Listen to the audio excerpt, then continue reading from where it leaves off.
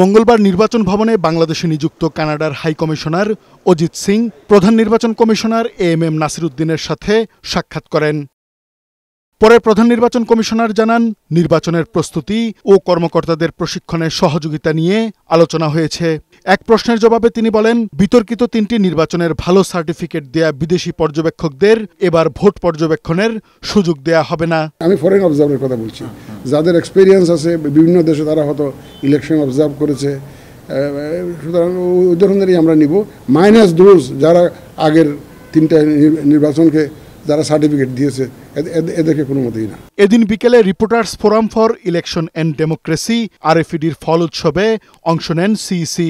এ সময় তিনি বলেন, ভোটাধিকার প্রতিষ্ঠায় কাজ করছেন তারা। We are just half way through, অর্ধেক পথ গেছি কিন্তু অধিকার প্রতিষ্ঠার জন্য।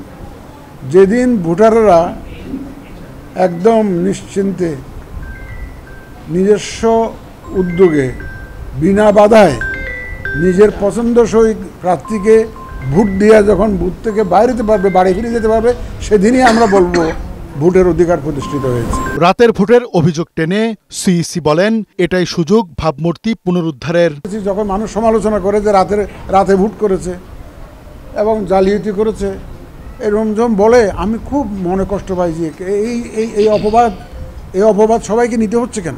ভোটের সাথে সম্পৃক্ত যারা থাকবেন তাদের কাছে আমার একটা আবেদন থাকবে আপনাদের মাধ্যমে, সবাই মিলে কিন্তু 91 সালে একটা অত্যন্ত সুষ্ঠু নির্বাচন উপহার দিয়েছে জাতিকে, 96 সালে দিয়েছি, 2001-এ দিয়েছি, এখন কেন পারবো না? আমাদেরকে পারতেই হবে। সাংবাদিকদের অংশীদার করে নির্বাচন কমিশন কাজ করবে বলেও জানান সিইসি। RFEDর সাথে আমরা কোলাবোরেট করতে চাই। কাজী ফরিদ, বৈশাখী সংবাদ, ঢাকা।